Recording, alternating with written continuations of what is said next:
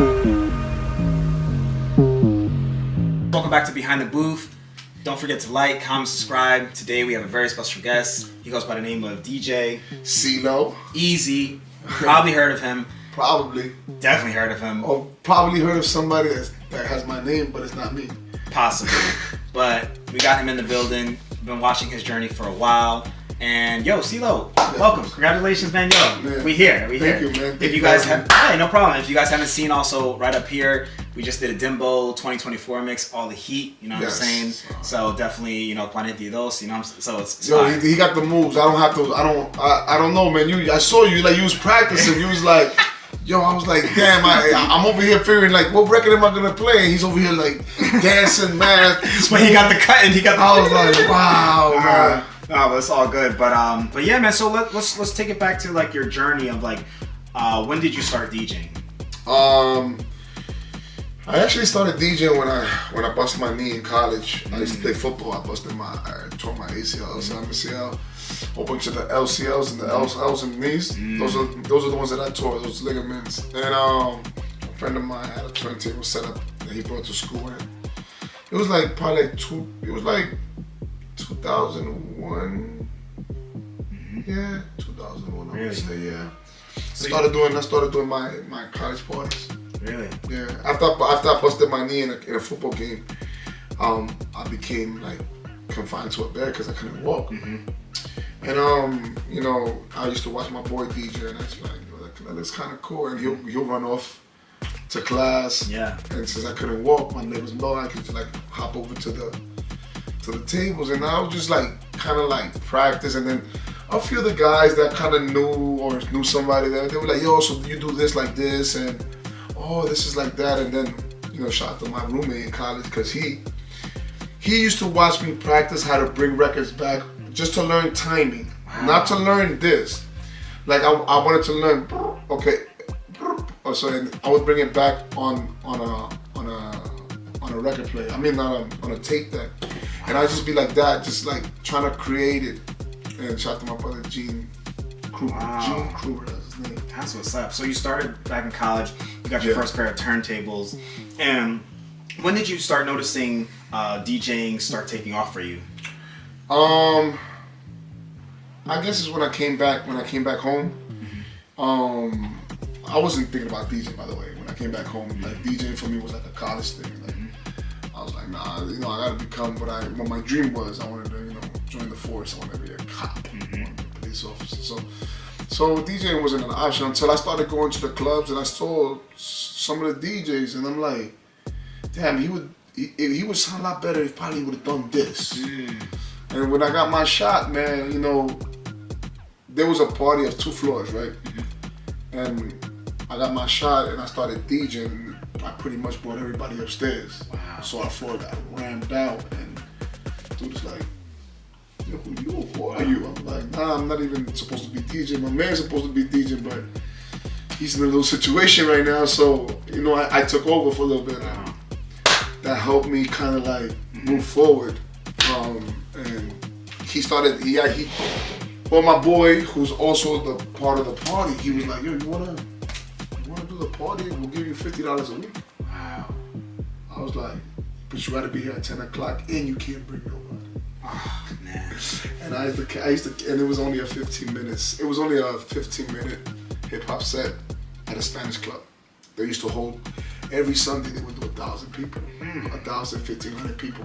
No promotions. It was on 52nd, it used to be called Flow. And I started doing that club for a little bit. Then I shot over to like meeting different promoters, and you know, one promoter books you, and then another promoter books you, and then you start learning the game, and you know who you gotta hit, who you gotta hang out with. So I just started watching it progress little by little. I started doing more clubs as time went along. Wow. And then so from your journey from clubs, and then you eventually segued your way into radio. Yeah, now, man. What was that like? You know, how difficult? Because I know that's a lot of DJs, their aspiration to be, oh man, if I could just be a radio DJ, and you actually did it. You know, how difficult was it to make that happen? I don't like to use the word difficult because it's something that I love to do. shout out to DJ Enough. He was the one that brought me into the building of Hot 97, and I enjoyed every single day going up to that radio stations and watching him, you know, learn what radio was, you know, radio is. I mean, and watching not just him but the rest of the staffs, and just like it was so much fun for me. Another person who's trying to skip those processes probably be like, you know, it was difficult. Don't get me wrong, man. There was, you know, I did a lot of stuff, a lot of favors. I'm not gonna say free because, you know, the benefit of me being around all of this and being able to plant little seeds here, that's the way I was looking at the pay. So it was never really that difficult for me. It was just the only thing that I sacrificed a lot of time away from family, sacrificed a lot of time away from things that maybe today could have probably helped me a little bit more, but I don't regret it at all. Interning, going up to that radio station, helping the team out every day was like, it was great, man. You know, I'm there watching Enough do his thing. You know, then the crazy part is, you know, like at 7 o'clock, Flex would come in. And I was like, okay, we gotta go because Flex is coming, you know, we gotta go. And the big boys were like, I mean, so it was like that. So I remember when I first heard you, I remember seeing you on flyers from way back when, and then when flyers mattered, when the flyers were in the streets. Yeah, when a physical, tangible flyer, and like I remember like the flyer. It's called guerrilla marketing. You'd have the party for next week, and then the week after, or whatever. Absolutely, the cheap promoters would do that. Like, and then the promoters that really wanted that. There was times where people were making flyers that's like, we're gonna make the flyers 10 by 8. Yeah. Like what? Just the flyers this big. Yeah. That was it, man. I remember like the starting 5 when you first got brought onto Hot. Like the starting 5. Yeah. That was if I'm not mistaken, that was in 2013. Yeah, and I remember seeing you. I was like, oh, word, my man was doing his thing, and just to see where you're. No, I'm lying. It was in 2013. That was. I forgot how old I was. 2000. No, it was 2013 because the first time I ever got to. Enough brought me to the building, you know, but the first time I got to touch radio for myself was when Flex invited me to be part of the. Flex was doing this big DJ takeover. Yes, I remember that. The DJ takeover. Yes. And you know, he invited me up there, and that was on February. I was actually February 13th. February 18th, 2000. It was a Thursday. It was in 2000. The February 13th, a Thursday. I believe it was February 18th. And but anyway, I remember that day because I also lost a chain that day. I lost my chain. I had a $15,000 chain that I had bought, and I lost it that same day. Yeah. Okay. So I remember. So that day is like iconic because I didn't care about the chain. You know, I was just on Hot 97. You know what I mean? Like you crazy, like.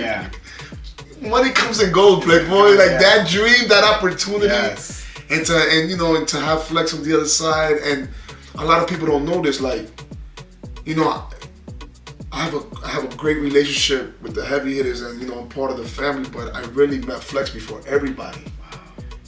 Before I met anybody in this industry, I used to go to Flex's garage with a gentleman by the name of Matt Wayne, and Matt Wayne. One day comes up to me and he's like, yo, I want to introduce you to my friend. Wow. And I'm like, who's your friend? And he goes, it's from Flex. I'm like, yeah. Wow.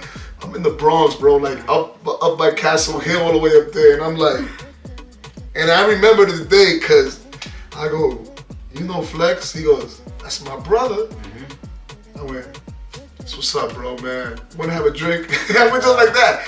Because to me, I don't discredit nobody. Yo, you tell me you know. That's true. Yo, you know somebody, you know somebody. I never noticed. I learned that as I came along this business, you know.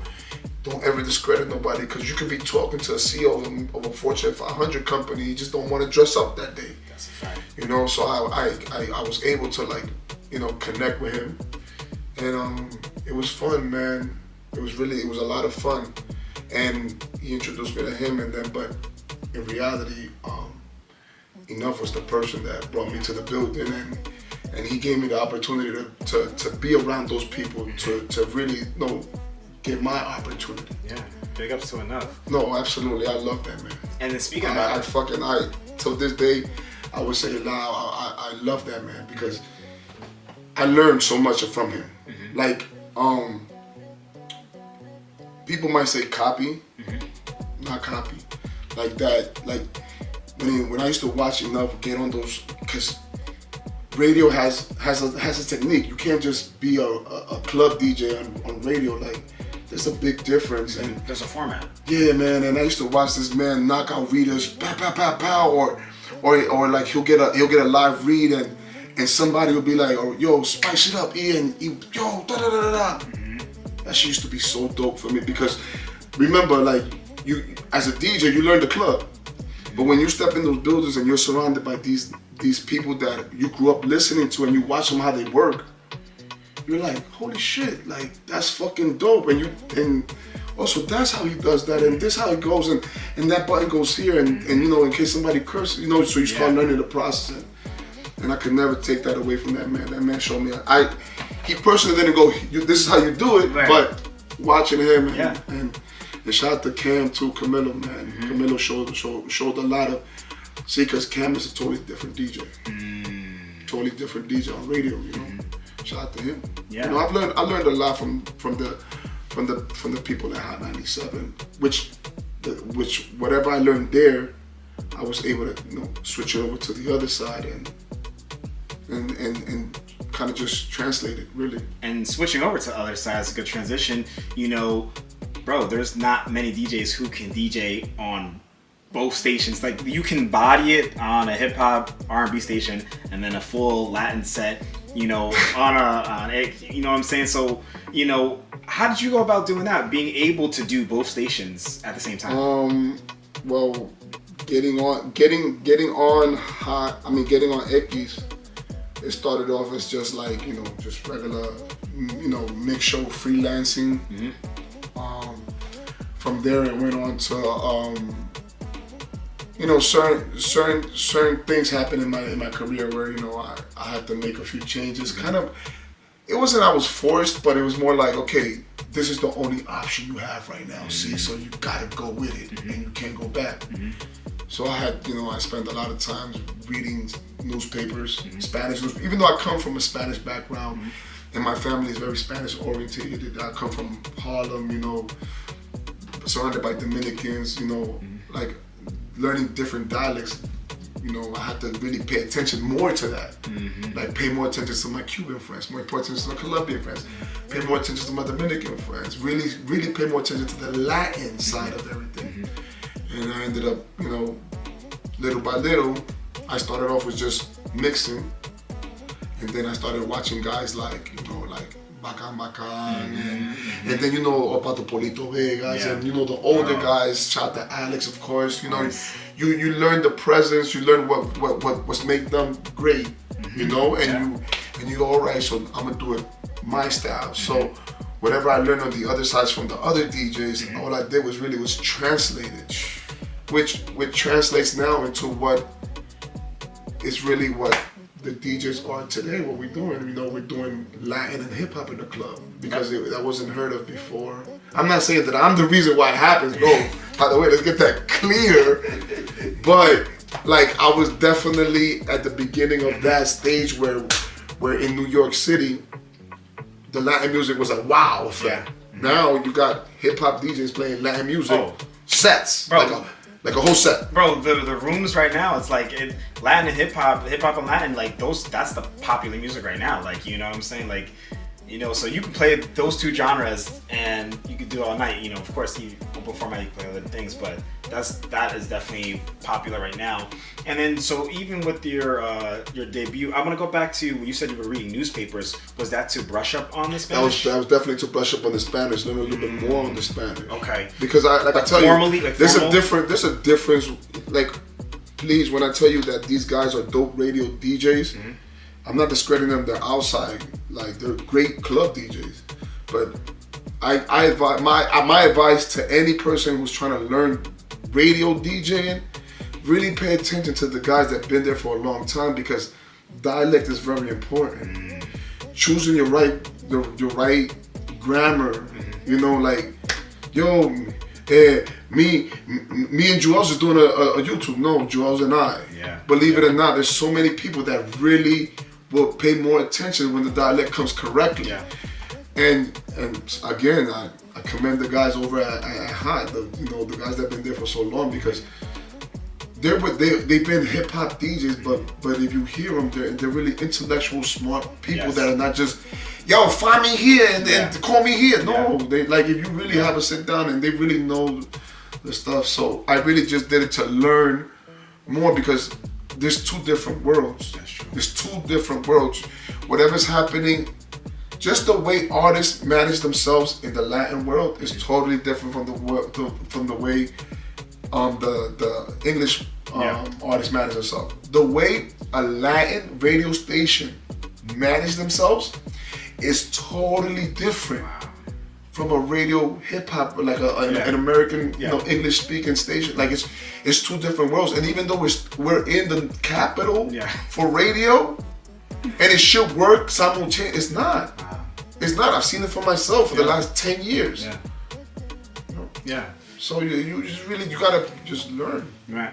And of course, we couldn't not talk about this, the world famous heavy hitter crew that you're part of. Bro, like, just that stamp, the drop, like that drop alone, you know what I'm saying? Like, what does being a heavy hitter mean to you?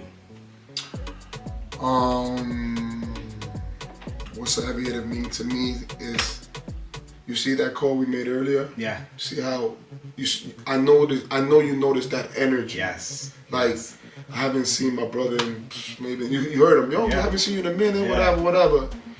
And you heard what he said, yo, you going to go to the, I said, that right there, I know you don't see it with DJs. That was that camaraderie. Yes, yes, and that's not built overnight. It's built with a lot of problems. It's built with a lot of trials and tribulations. It's built with a lot of filtering of a lot of BS. And sometimes it takes time to really get it right. Yeah. But the heavy hitters is it became a family. Yes. That embraced me. And like I said, you can never discredit the love that you have for somebody because things are not flowing like water. Brotherhood is always understood in good and bad times. That's facts. So if you consider me a brother, I consider you a brother, no matter what it is, Right. And when you get that from a team, that's when you feel that, and I hope you understand, because sometimes it's not just about a word. It's not, oh, how do you feel? I feel great. Yeah. Thank you, bro. But when you can describe a feeling, is that, and people can connect, and hope, and not only do because I see it in you, it's like, you know what? I get it. Yeah. I get it. Brotherhood, and sometimes, in brotherhoods, you have to step out, build a little family, build another brotherhood, and when you come back to your brotherhoods, and they don't see you eye to eye, then you have to really think about it. Are they your brothers? Are they not your brothers? But when you get the solution and you get good people around that, and you talk about it, the doubt of families, it goes out the window. That's my family. I'm good. Facts. I don't really need to question nothing. I'm good. Let it go. Facts. No, I love that. Yeah. And then of course, where can we see CeeLo going? What's the trajectory? Like, I know you smashed nightlife. I want to be program director. Word. I want to be a program director. Okay. Yeah, man. I want to be a program director, bro. I mean, I love DJing. I love entertaining everybody. I swear to God, I love it. But like, I really paid attention to the industry, and I'm gonna go back. I'm gonna go back, get my degree, and I want to get, even though I love the clubs. Don't get me wrong. I love going to the clubs. I love entertaining the people. I love the affiliations that I have with the radios today. I'm very blessed. But I wanna be able to be behind the scenes, make radio fun, make broadcasting fun. I think there's still a space for it. For sure. One of the things that I'm loving right now about my career is when I get people tell me, yo, I was in the car with my daughter, we was vibing. Wow. Because when they hear one of my mixes, you know, like I said, things that you learn in radio from good radio people. Yes. All right, I'm not just giving you whatever's. No, I'm giving you. I'm a touch here. I'm a touch here. Yeah. I'm gonna go here. I'm gonna go there, and you know, hopefully, you get it. And I think that people are getting it. And if I could work on that, make it better, maybe someday somebody goes, you know what, help us up here. Wow. That's real. That's a legitimate 100%, bro. I love that. And I wasn't even expecting that answer. That's I'm like, oh, where? What kind of answer? Let me ask you a question. What kind of answer you expected from me? Honestly, I didn't know if you were gonna be like, yo. Where am I supposed to say? I want to be the next Flex. Hold on. I'm being for real. Yeah. Do I want to be the next Enough? Do I want to be the next Cam? And I'm talking to you about guys that are really successful in their fields. Yes. 100%. I might have walked in their shoes, but that doesn't mean. When I say I walk in their shoes, like we both, you know, part of the same crews, part of the same brands. But that doesn't mean that my destiny is their destiny. Like I don't, like you know what I'm saying. Like I'm happy for my brothers. Like when I see my brothers win, I'll be like, yo, let's go, man. Yeah. Yo, when I see Flex, that he gives me that energy, like, yo, I get that hypes me up. Yeah. So you know what? I'm okay. I'm content with what. The levels that I'm getting, and if God blesses me and I keep going, and may God bless me if one day if somebody ever even considers me to be one of them, then I'm good. But my goal is not that. Oh, I like that's that. not my goal, Jay. I'm not going there, bro. Like I'm not trying to go there. I like that. That's dumb. That's I respect their work. I love their work. As a soldier, as a somebody that's been around you guys, I'm gonna big that up. Yes. But I'm gonna tell you something. I'm gonna be me, and I'm gonna go this way. I love that. I don't need to go that way. I love that, man. And you know what it is? You know, you stay true to yourself, and you keep pushing forward, and you know, and then the best is yet to come. You know. Hopefully. No, for sure. Hopefully. For sure. Hopefully. I mean, every time you wake up, that's the best right there. Wake up. Talk about it. Wake up, man. Talk about it. Wake up. Like you woke up one day and you said, "Ay, man, yesterday I messed up, but today I can do it right." It's another day. Thank God for another day. That's the best time right there, man. Time. People not. There's somebody's gonna go to sleep tonight and worried about waking up tomorrow. Talk about it. And then of course, where can the people find you? Like, say they're like, yo, man, I like this guy. I enjoyed that Dembow mix that they did. Where can people find you? So, you know, before my Instagram was the heavy hitter DJ CeeLo, because that's what I feel. That's my, like, the heavy hitter name wasn't a stamp or a test. That's who I am. You know what I mean? So that's why I had the long. But marketing wise and publishing is all big thing. You know. So now. I actually could find me at DJ CeeLo. So I say that with so much pride because it was hard for me to get my name. Yeah. Like I own my name, yeah. DJ CeeLo, at DJ CeeLo. Right. I own that. You can't take that away from me. Like, which was crazy because shout out to DJ Clo. Well, I don't really want to big him up, but he made it happen. He made it happen. No, he didn't make it happen. This man. No, hold up. Nah. Hold up. Oh man. It didn't make it happen. I just want to make this clear because I don't hope one day somebody Googles the name DJ CeeLo and forget to put the hyphen. Oh. Right, because of my name on Instagram. Yes. So when you look up DJ CeeLo, right, there's a gentleman that used to work for a radio station in Texas, but his name was DJ Clo. Oh. I got to speak to him because back in the days when Instagram started kicking, and I had DJ CeeLo 456, they used to tag him. But we became friends because he'd be like, "Hey man, I'm tired of these people tagging me, man. Yo, this is all your people." So he started like sending people my way like this, right? So it became like a joke with us. Oh wow! Until I found out that this man was being a really nasty person in the street. So I guess they closed his Instagram account, and we're here. And you're here, yo. So that's where you DJ can find CeeLo. That's where you can find him. And then of course, where can we find your mixes? Your mix shows. Where can people tune in? So if they're in the tri-state. I do have have over, like, I'm not even gonna lie to you. So there's 52 weeks. I have almost like 102 shows that I've been going crazy to upload to YouTube. But I'm gonna find the time. So, Right. but I do have a YouTube channel, which is CTV456. CTV456.